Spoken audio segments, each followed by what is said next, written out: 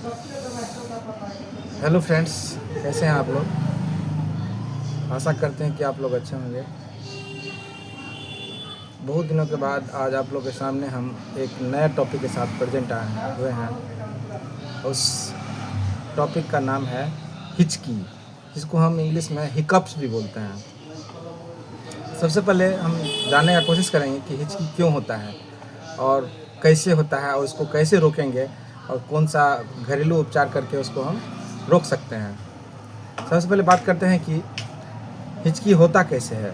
सबसे पहले क्या होता है कि हम जानते हैं कि हमारे जो दोनों लंग्स होता है, फेफड़ा जिसको बोलते हैं, उस फेफड़ा के नीचे एक डायफ्राम होता है, ठीक है। एक लेयर होता है, डायफ्राम मसल पतला सा मसल का लेयर होता है, जिसमें बहुत सारा नर्व का उसमें पास करता है, बहुत सारा नर्व, ठीक है।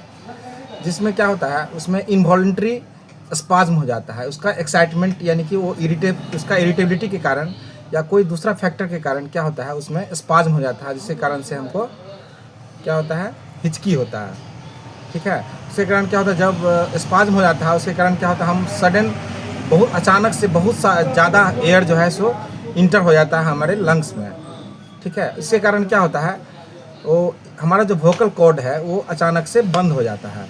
उस बंद होने के कारण क्या होता है कि एक साउंड प्रोड्यूस होता है, हिक साउंड बोलते हैं उसको, ठीक है। अब हम जानने की कोशिश करेंगे कि ये किस फैक्टर के कारण और किस चीज़ के कारण जो है सो हमारा हिचकी होता है।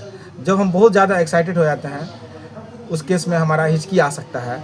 या तो हम जो खाना खाते हैं और खाना जो बहुत ज़्यादा स्पीड में खाते हैं या बहुत ज़्यादा जल्दी जल्दी खाते हैं, तो उसके कारण से क्या होगा, हिचकी आ सकता है। या तो पानी को हम बहुत जल्दी हम पानी को पिएंगे, उस केस में भी हमको हिचकी आ सकता है।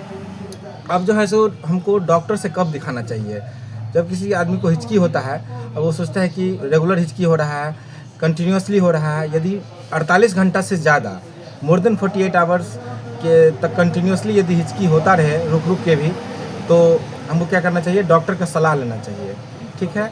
और नहीं तो वैसे तो जनरल केस में हिचकी जो है सो 2 से 4 मिनट या थोड़े दिन में ही वो हिचकी ख़त्म हो जाता है। अब हम बात करते हैं कि हम कुछ घरेलू उपचार करके इसको हिचकी को हम कैसे रोक सकते हैं।